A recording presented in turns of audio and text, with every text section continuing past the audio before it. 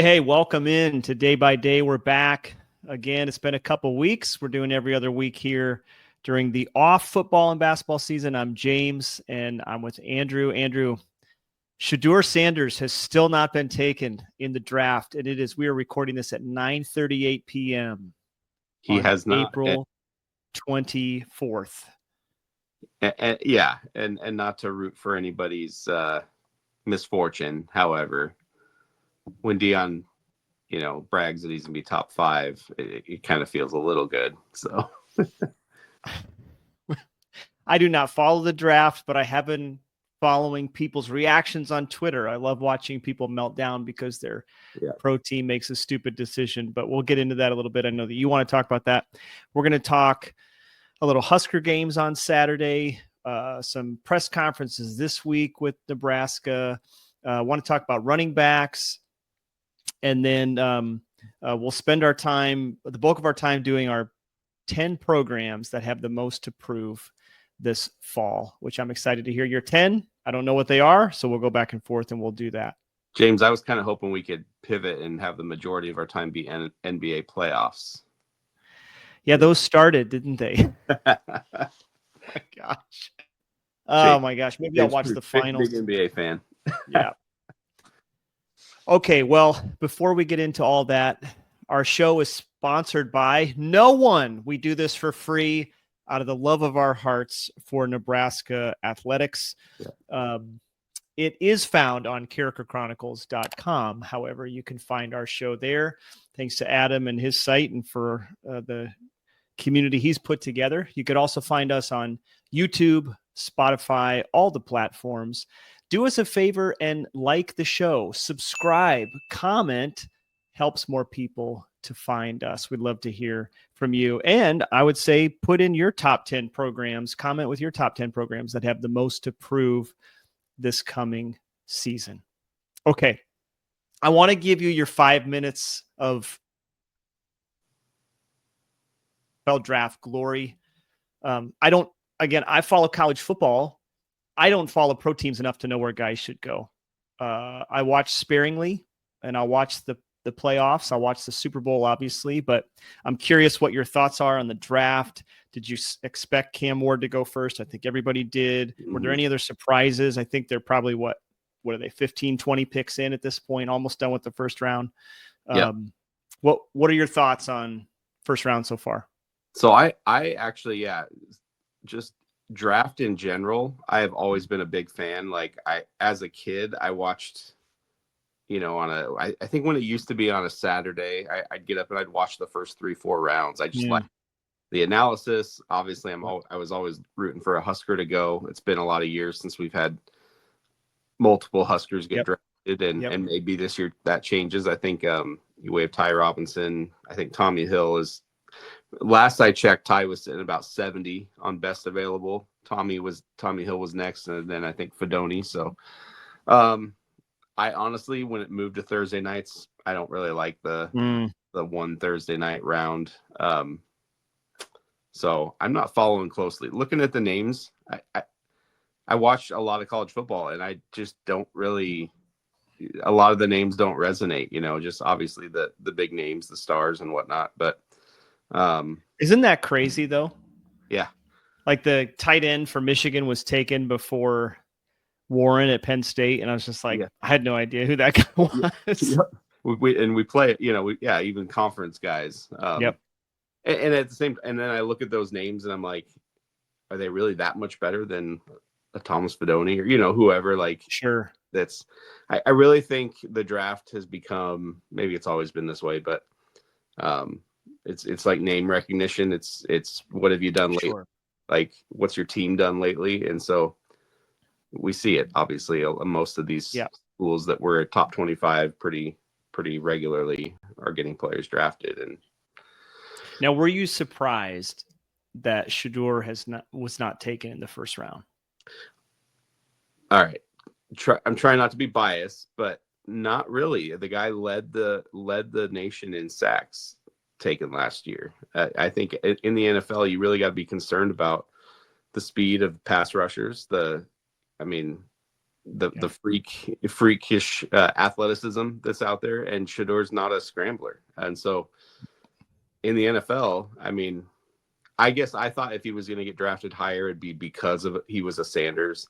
I kind of feel like this is right. Like he probably isn't a first rounder. Now he may end up being great, but I'm glad he's not being taken because he's a Sanders. That's how. So. I mean, Matt Rule certainly complimented him, saying this week, hey, I think the Giants should take him. And what it told me was, first of all, Matt Rule will never speak ill of anybody. Right. And that's part of the reason I love him as a coach. Yeah. His job is not to do that. You don't know how critical he is behind closed doors. He doesn't seem like he's a critical kind of person. But two, I just think it shows like Rule, like not just you're not going to speak critical. I think he really respects his opponents. Yeah. Like he really thinks highly of people who play this game. And I love that. Yeah. Now, at the same time, I'm appreciative that Rule did that, but I'm like, man, I kind of know you have to be that way. And maybe he is just a positive person in general, but I was like, the New York Giants should not take Shedeur Sanders. Like they should not do that. Like they have had enough quarterback problems post Eli. That's not what you want. What I think when I think about Shedeur, I think this is a guy who's not going to be a good teammate because he wasn't a good teammate at Colorado, at least from what we heard, what we saw online, and maybe what guys transferring out said is like, man, you're going into a pro locker room with grown men. You need to be a good teammate. Yeah. Yeah. So we'll see. I'm not surprised. All right. Well, let's switch gears quick. Let's talk Nebraska football.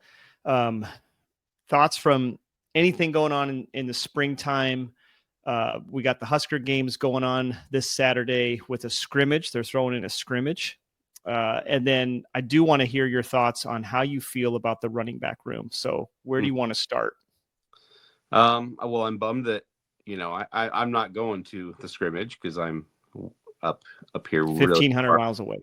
But I'm also bummed I can't watch it, but I'm excited. I'm sure there'll be clips in Nebraska. Should I bootleg it? You want me to bootleg it and live stream it? There you go. Take that, Matt. I'm kidding. I have to bring a battery pack from my phone, but I could probably bootleg it. Yeah. Would you guys watch that out there in the internet world? The 25 of you who are watching this episode right now, would you watch that if I live stream it? I have great seats. I am in the 30th row, 50-yard line, East Stadium. I can say this, James. Just text me videos because I'll watch them. Okay, I'll text you videos. I'm really interested in the flag football. They have a women's flag football game. I think it's Midland versus UNL All-Stars. I think it's Midland. Mm-hmm. And I just cannot wait I'm a sucker for skills competitions. I think the scrimmage part will be fun, but man, I just cannot wait to see like what they do in between the scrimmaging with the skills stuff. Like when I was a kid, you talk about when you were a kid, like waking up Saturday morning, watching the draft. I ate up those Pro Bowl skills competition. I don't remember the Pro Bowl, but I remember the skills stuff. I just think it's a blast. Yeah. You get to see people's personality. They're having fun. There's, it's low pressure, but still competitive. I love it. Yeah. I think some of the stuff I've heard coming out, Nebraska's media people have, released things like some interviews, some offensive linemen are excited. They're going to run against each other. You got this calf roping thing, which sounds kind of fun with Heinrich sort of talking some trash to Cook. And I think last I saw Elijah Judy was practicing his roping. Yep. So yeah, it's fun stuff. I think if there are actual skills stuff like quarterbacks, like it will be, I think it'd be interesting to see them kind of go head to head. Not that we are going to be surprised by, we know who the quarterback is, but I'd be interested to see Latif and, and the young Purdue transfer that came. So it should be a fun day. It's going to be beautiful weather here. We finally got some rain today. But it's going to be about 60, 65 degrees, partly cloudy, mostly cloudy. So no sun, no rain. Should be a great day for football. Yeah. Great day. Okay, I do want to get your thoughts on the running back, but first, just any impressions from this week. Matt Rule press conference was kind of vanilla. He didn't say much.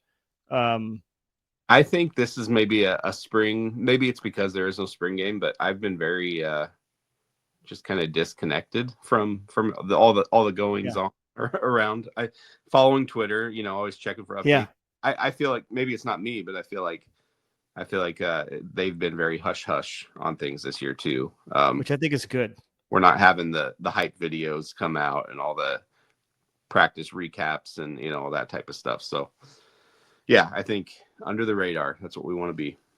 It's kind of a bummer because you do get like a 20 or 25-second video and you're like, oh, I thought there was going to be more, but there's not. It was like one play.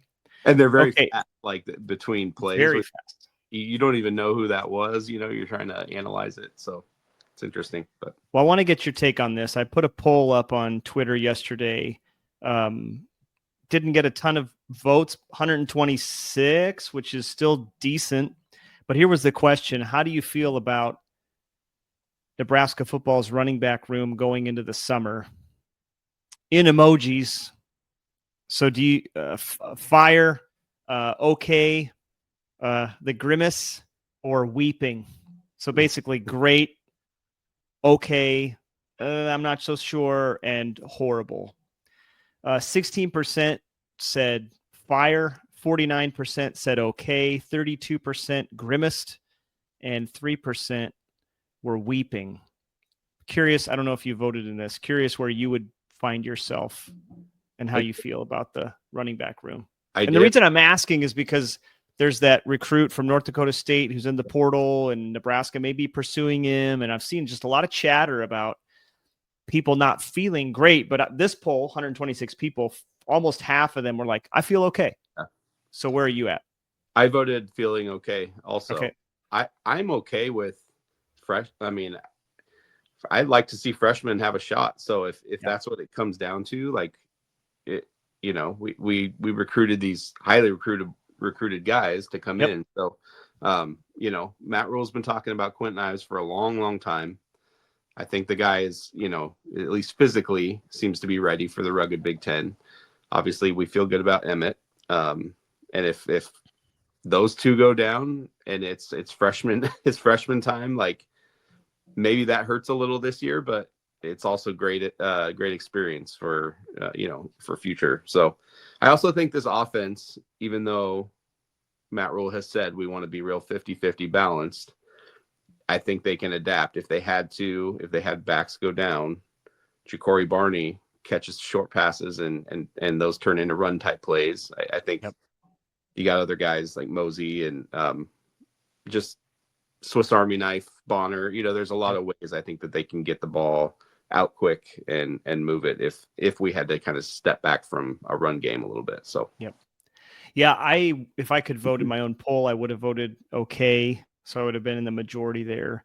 I don't feel great about it, but I also don't feel like it's terrible. I don't feel like, oh my gosh, I saw some comments like, I feel like we're one injury away from, okay, well, we're one injury away at a different position from really having a rough season.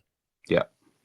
Right. If Dylan goes down, doesn't matter who your running back is, because nothing against Jalen Gramstead. He seems like a wonderful backup quarterback, but to make a comparison that people our age or older would understand, it'd be like a Matt Turman playing quarterback. Yeah. That's who your quarterback would be for the rest of the year. We don't have a, maybe Heinrich steps in if that happens, but you got a significant issue if Dylan goes down. Yeah. If Emmett goes down, that sucks. It does, but at least you have, like you said, highly recruited guys in the state. Give them a chance. Now, if that guy from North Dakota State wants to come here, you take him. Right. You take him. So and for a lot of years recently, we've had big, a pretty large stable of running backs. And I think at times we've gotten a little bit annoyed that like, okay, why is so-and-so not carrying it? Like it's been a little confusing as to like how they share the carries and why is Emmett in now and not or like I'm okay just seeing sort of more of a traditional, let's kind of have our top two and let them just Agree. like Emmett looks like he's put on some weight. he does. Yeah. And you're to your point, man, people are like, well, we got to stop this running back by committee. But then people are like, well, Emmett can't take a full load. Well, how do we know that? How do we know? Like, Yeah. He's never had the chance to carry the ball 20 to 25 times a game. I think that's kind of what that would be kind of the range I'm looking at. Like 20 to 25 carries would be awesome. That, with, throwing the ball 35 times, 70 plays a game, throwing the ball 35 times, running at 35, that leaves another 10 to 15 carries for somebody else. Or a combination of guys with maybe 2 to 3 or 4 with Dylan. So there's your 50-50, but we'll never know until you give a guy a shot. Yeah. And you just can't say, well, Emmett can't carry that load. How do you know? Yeah. How do you know? And, he went into the portal briefly. He came back. For like 6 minutes. Very briefly.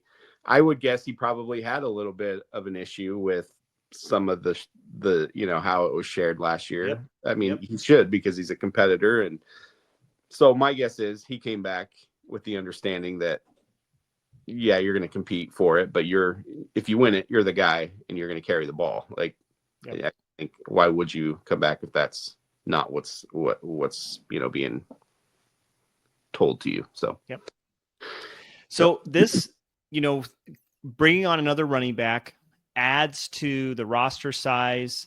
They're doing this scrimmage on Saturday because Rule wants to give guys some time on tape, right? It's like he wants to get them tape out there in case they transfer. But then just this week, and I'm not super well versed in this, and I didn't read a lot about it, but I at least wanted to touch on this with you, is there's a case being heard by a judge that this judge is like, well, I might actually dismiss this roster issue. And I think it's a part of a bigger case. Again, I'm probably butchering this, but I haven't had a ton of time to read about it this week.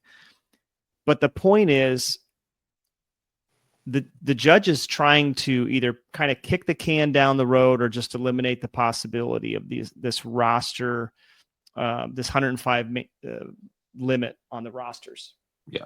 To me, common sense just said the NCAA could have solved this problem by either a phased out change or saying in 4 years, you'll have to be at 105. But they didn't do that.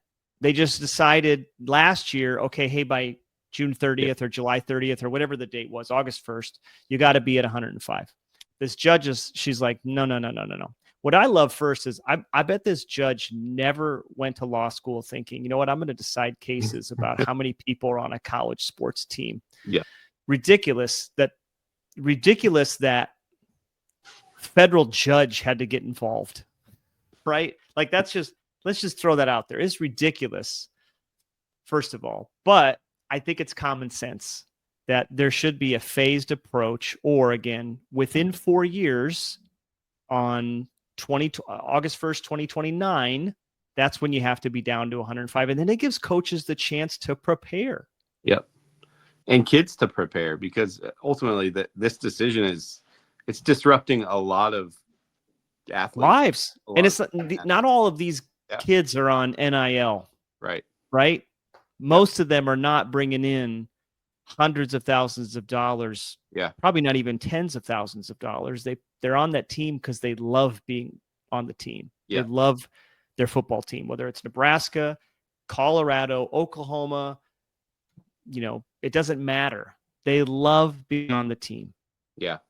Yeah. I sure hope for the sake of the guys that were recruited last year or 2 years ago and thought that this is home for them, that now that changes. And gosh, that's tough on coaches to cut players and all of that. So hopefully it does just get kicked down the road, or like you said, a plan to phase it out. That makes the most sense, because then at least incoming players are under have that understanding that it's more of a You got it type thing. So it just seems like the NCAA rarely does anything with right. common sense. Yeah, too many times we have to have the government step in and make decisions, and which is like when you think like how bad is the NCAA? Yeah, when the government has to step in and go, whoa. Yeah. So we'll see how that turns out. But what I thought was funny was, I think this story came out, or the judge, again, the judge came out like the day after rule was like, hey, we're going to do a scrimmage to get these guys some film. And I was like, wait a minute, you might not have to cut them anyway. Like you might find out by Saturday they're staying on the team. Yeah. It'll still be great for them to get some scrimmage time in. So, well, and today, what's his name? Pat Stewart spoke, new Nebraska general manager, did his presser kind of intro to the media. Yes. I only read some quotes. Yeah. I didn't listen, but I'm sure there was some insightful things on this topic. Well, yeah, a couple of the quotes that I read that I thought were great, and I'm not going to get them exact. He said something like when I talk to a player or their parent, and they are valued differently than where the player or the parent thinks they should be. He's like, that gets hard. He's like, there's emotions there. And I just thought, man, he has a very difficult job because he's managing logistics and rational, like hard numbers. Numbers don't have emotion. And then he's also managing the players' and parents' expectation and all the emotion that goes into that. That's a tough place to be. So I trust that he's good at his job. I think being a part of the Patriots organization for a while will probably pay him huge dividends, because Bill Belichick did not pay guys what they thought they were worth. I love Matt Rule. I think talked about this earlier in the week. Like, you get paid based on your contribution to this team, not what everybody else thinks. If we think you're a $5 player and you're going to play that part, you're going to get paid $5. Yep. If you're a $10 player, we'll pay you $10. I think there's a lot of wisdom to that. Yeah. Hey, I got to give a draft update. Okay. Let me hear it. We have live breaking news, draft update. A quarterback has been taken since 21. So Steelers were said they were going to take Shedeur. Shedeur kind of threw out a little hint that might be happening. They did not take him. We've had 4 picks since then. Jackson Dart of Ole Miss was just picked by the New York Giants. Oh my gosh. The team that Matt Rule said. Oh my gosh. So, yeah. So Shedeur's watching up. Go. He's not going to get taken today. So what pick was that? What number? That was 25, and they traded up. They traded up to get Jackson Dart. So, wow. Okay. Yeah. So now you've got Atlanta. They've got a QB they drafted last year. Washington kid. I mean, there could be people tomorrow watching this show the day after it comes out, and Shedeur will still not have been taken in the draft. There's a chance. We'll find out. Then you've got Lamar Jackson, Goff, Daniels, Buffalo, Mahomes, and Hurts in front of you. He's not getting picked tonight. So, nope. Yep. Wow. Okay. All right. Okay. Well, let's shift gears. Let's do our list. You've been waiting for this for many weeks. I know that you have, you listeners, you viewers.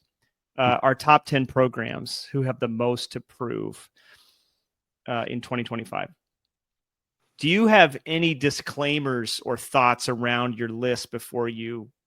Because what I want to do, do you have them in order, like 10 to 1 or 1 to 10? I made an order. I'm not sure. I think they're highly debatable. Agree. But I did take a stab at an order. So I want to do them in order just to go back and forth. Okay. But that's my disclaimer is I have an order, but I'm not married to the order. I'm open. If people are like, oh my gosh, you have them 8. Well, okay, they could be 7. It doesn't really matter. My other disclaimer is I kind of thought mostly in terms of coaches. Oh, I did too. Okay. Not just programs, not just programs. Yeah. But like the coaches who have the most to prove. So, however, these are the programs that are paying the big money for these coaches. So there's probably, you could argue ADs too. So And my order is pretty arbitrary, I'll admit. After number 5 or 6, I was kind of like, yeah, whatever, I don't care. Yeah. So, all right, so let's start. I'm gonna give the honor to you to go first. Let's start with number 10. Okay. Which program is number 10 in terms of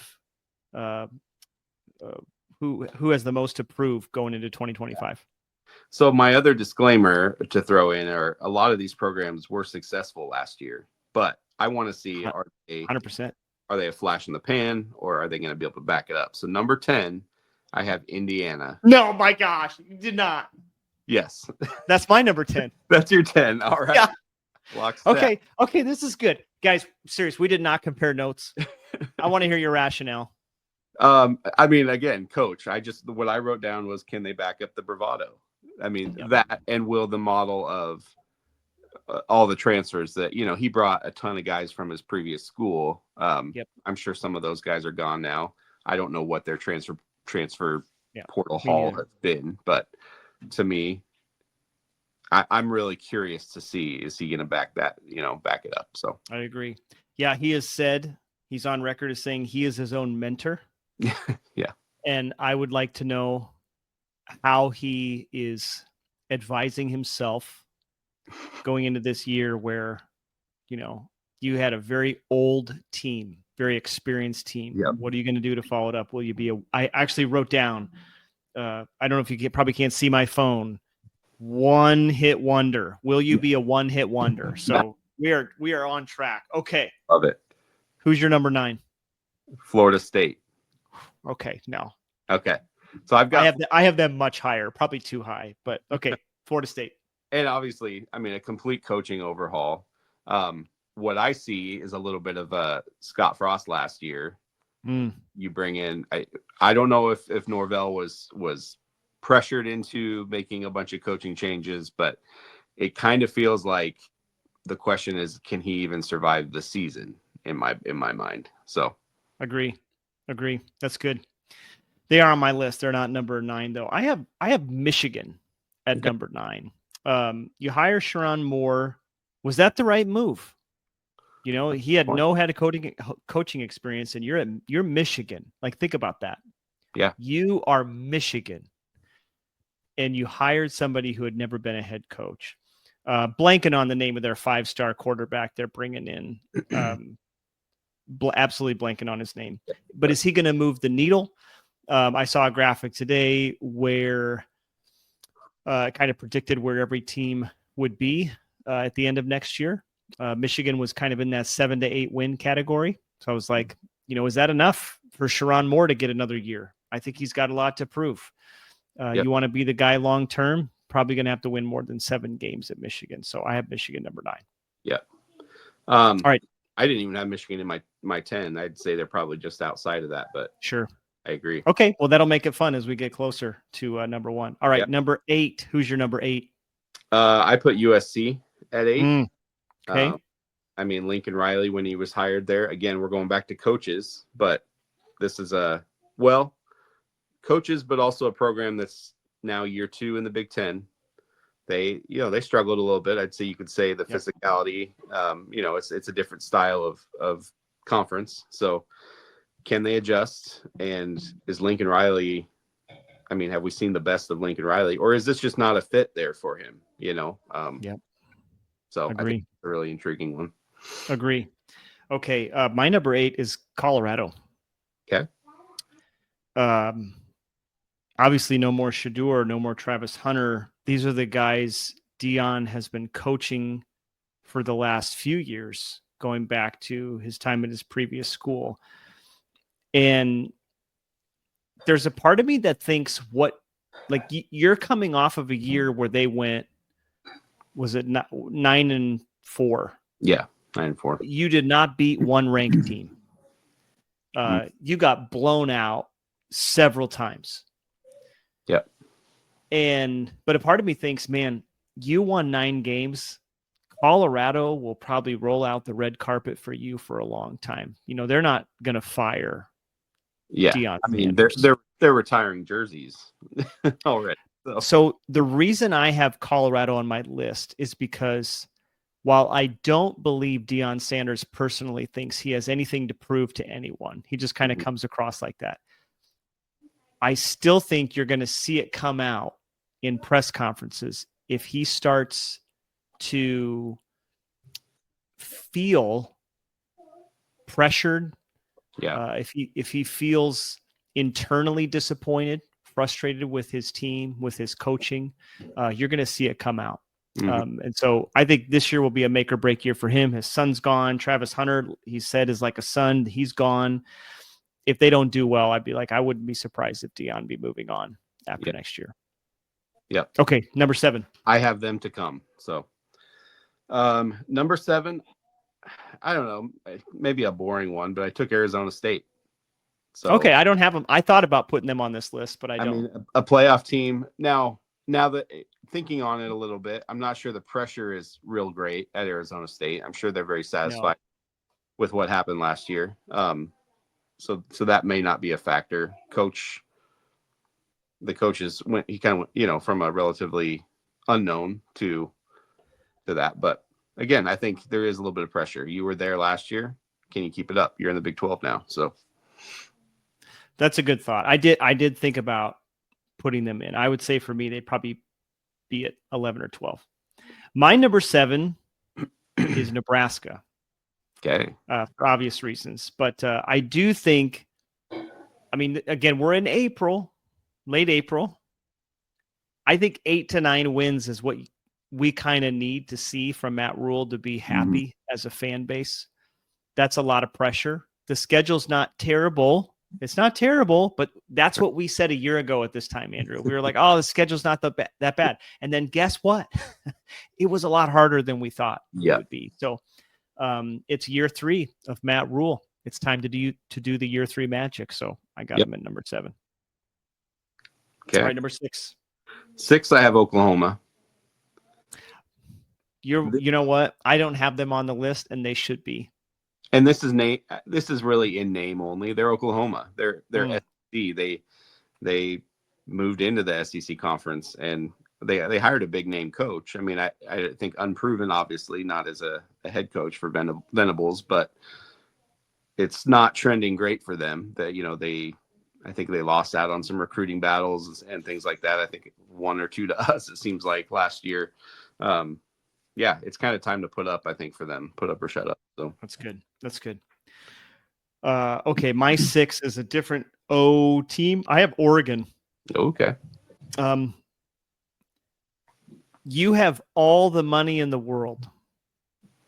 And Dan Lanning talks just as much as anybody else, but he's very nice. He's very motivational. He's very inspirational. I think he's polite, but man, he talks a lot of crap. Yep. And so it's time to put up, right? Yep. It's time to put up or shut up. So Oregon was close, but again, all the money in the world with Nike, getting to the playoffs, not enough. Getting to a semifinal is not enough. Getting to the final is not enough. They have to win. I don't like Oregon. I never have, and I'll never root for them. But it's time for them to produce. So, yeah, in today's NIL atmosphere we have, they seem like they would be one of the most successful. I mean, we know the the Nike money, the flash that they have. I mean, yeah, you're right. And then coming into the Big Ten, they got to kind of establish their place in this conference. So I have number 5. At 5, I have Nebraska. Okay. I'd throw them right, sort of in the middle. Again, echo everything you said. I think anything less than 9 is a little bit of a disappointment in my mind. Wow. Okay. So I think 9, 10. I mean, even the way Rule is, I think, cautiously optimistic about, hey, he really likes this team. I mean, coaches say that every year, but you really do look at it with the star power they brought in transfers, the experience, and then Dylan. I think there is some pressure on him this year because we know Nebraska. We love Matt Rule, but If they go You gotta 5-7 and we have a 3-game losing streak and it's the same story, it's going to get pretty hot here for them. Gotta win. Yep. Okay, at my 5, I have USC. And here's the question. Well, first of all, here's the Lincoln Riley at USC, 11-3, 8-5, 7-6. Mm-hmm. Not good. Not just one bad year, but a trend now 3 years in the wrong direction. Is Lincoln Riley a good head coach, or is he just a good play caller? Yeah. He's a brilliant play caller. Mm-hmm. And I think for everybody in life, not just football coaches, you have to find that thing that you're good at and do that thing. And, you kind of wonder, is this the year next year that Lincoln Riley is going to figure out, you know what? I'm not a good head football coach. Yeah. I need to just call plays. We'll find out. Yeah. Okay. Number 4. Number 4, I have Wisconsin. Whoa. I think. Okay. Also didn't make my list. Well, they just gave Fickle a 10-year deal. I mean, they got to back that money up. And we're talking, Wisconsin was pretty much a perennial power in our division, in the North Division or not even the North. What do we call it now? I can't remember. West, Big Ten West. It was the West. You're thinking about Big 12. Yeah, but yeah, I think it's kind of like, boy, they're really, really putting all their marbles behind Fickle. So I think there's some pressure there. More power to them. Yep. All right. Well, I'll pick a team that beat Wisconsin last year at number 4, Alabama. I think they're in the post-Saban doldrums. They lost 4 games last year. They haven't lost 4 games since Nick Saban's first year, 2007. Yep. So think about that. 18 years, they haven't lost that many games. And I think that's just a shock to the system. So I like DeBoer. I think he'll do well. Yeah. I don't think you're going to see another Saban-like run, but similar to what we've experienced, we probably are not going to see another Osborne-like run, right? Like that's just, you don't replace goats with goats. Like That's not how it works. That very rarely happens. And I know that somebody in the comments, sorry, just hit the mic. Somebody in the comments will go, oh, but okay. Yeah, that happens very infrequently. So Alabama, I think DeBoer has a lot to prove to show, again, not that I'm going to win a national championship, but you can't lose to Vanderbilt and 6-6 Oklahoma. Right. You can't do that at Alabama. You don't have to win the title. You don't even have to win the SEC. Can't lose those games. Yep. All right. Number 3. Okay. Number 3, I have Colorado. Okay. Wow. You have them up pretty high. Why do you have them up high? My notes here were his Hall of Famer sons are gone. Can he develop and coach? Yep. I mean, even I would say a lot of the celebrity is going to wear off because I mean he's who he is, but with Shedeur and Hunter gone, I just think that whole circus is going to look a lot different. Not sure how it's if that's for the better or not, but I'm just curious to see can the guy coach with some relatively unknown names, some obviously a new quarterback and just doesn't have those guys to lean on. So that's good. And can Colorado fans, I'd say fan wise, are they going to back him up? Are they going to be? Yep. So, all right, my number 3 is Penn State. Ooh, okay. You finally made the playoff. Yeah. Now you get to win. Yep. Penn State's an interesting case study to me because while Joe Paterno had more wins than anybody, they are not a blue blood, right? Like they've only won 2 national titles. They weren't in a conference for so long, so they didn't have conference titles, right? They didn't have those They didn't have a Nebraska Oklahoma type relationship with anybody, and now they've tried to do that with Ohio State and Michigan, but so I don't know that the actual pressure is on James Franklin to win a national title. Mm-hmm. But from the outside looking in, if I'm a fan, if I'm a Penn State fan, I'm like, you got there finally, but you only got there because they expanded it to 12 teams. You wouldn't have made it otherwise. Yeah. Now you have a chance to do it again. Now you got to win one. Yeah. You got to win it. Penn State hasn't won a national title since 1986, I think. Think about that. Yeah. People give Nebraska a hard time. Like, golly, you haven't won. It's been, most of the, I mean, I was 2. You and I were 2 or 3. that's a long time ago. So, man. Yeah, no, I agree. I think there's a narrative around Franklin that he can't finish games. We've seen that big moments become a little too big. And I mean, I had them in my list, and then I kind of took them out, and they just kind of are an afterthought at times. They're consistently consistent. They're good. Yep. But like you said, it's time to take it to that next level. All right, number 2.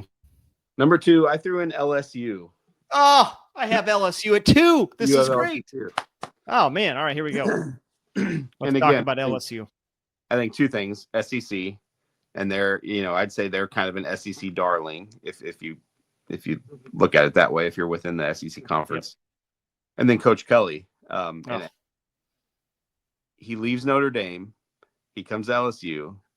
He makes some terrible recruiting videos where he's like, back to back with recruits on like a spinning. So weird.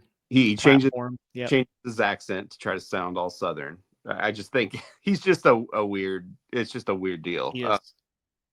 So he comes in with a lot of reputation. And then his former team, the guy that takes over, takes him to the national title. Like, I think it's kind of Brian Kelly. Like, you got a lot to prove. So, yep.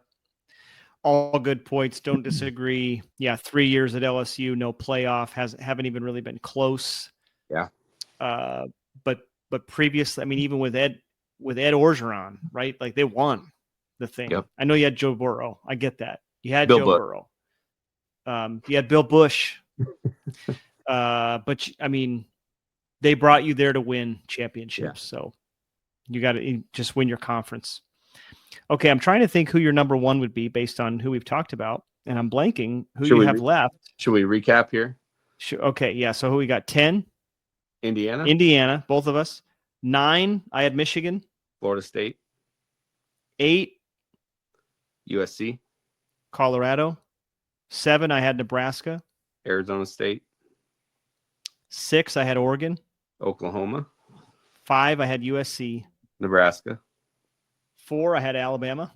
Wisconsin. 3, I had Penn State. I had Colorado.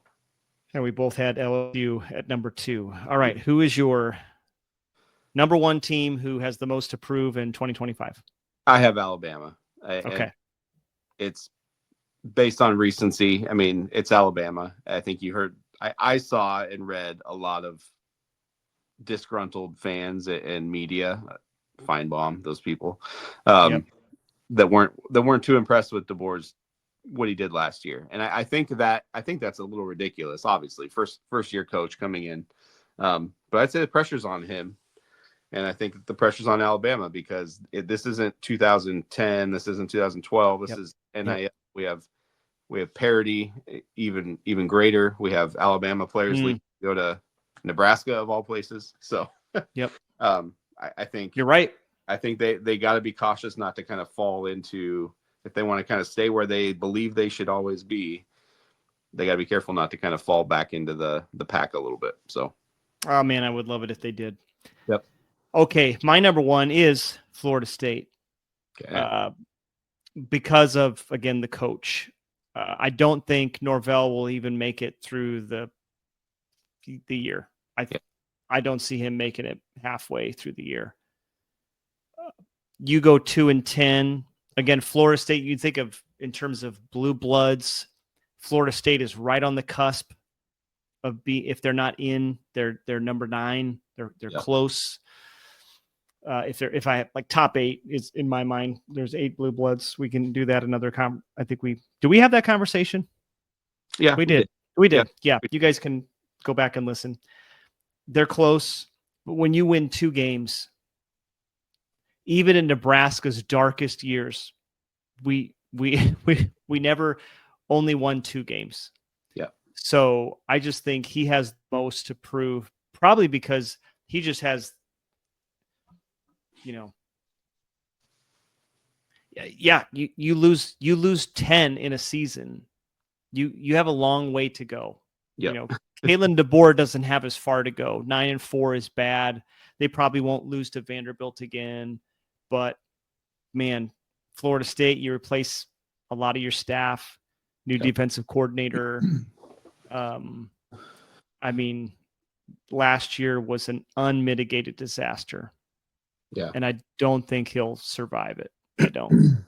Yeah, and let's talk about as Husker fans, there's a lot of intrigue there, obviously, with Tony White, Coach Knighton, James Williams. As we get riled up at that, I don't think it was. Usually we say, "Man, I wish you the best." Yeah. I don't know if I do. I have also. I mean, I like Bobby Bowden. Yeah. But I've never been a Florida State fan. Right. Ever. Again, it's a team I'll just never root for. Yeah. Well, I mean, I'm not. Yeah. Real quick, look at their schedule. They open the season with Bama. I mean, things. Oh. Then they play East Texas A&M and Kent State. I'm calling this now bold prediction. They lose like 44-43 to Kent State and then fire Norvell. Much like we lost. It's his Scott Frost moment. Yeah, it's a Scott Frost moment. Yeah. Then they got like Virginia. They got Miami, Pittsburgh, Stanford, Wake Forest, Clemson, Virginia Tech, NC State, and Florida. So not an easy schedule by any means, but that murderer's row of an ACC schedule. If they were in the Big Ten or the SEC, they just wouldn't make it. But okay, that was a fun exercise. That was great. So let's just bookmark this in our minds. Let's come back here in 8 months in December, and let's look at how each of these teams did on our lists. Yeah. So, all right. We'll call it a wrap there. We would love to hear from you. So drop a comment, your top 10 teams who have the most to prove, or just your number 1. It doesn't matter. Leave a comment. Appreciate you watching. Appreciate you listening. As always, go Big Red. Go Big Red.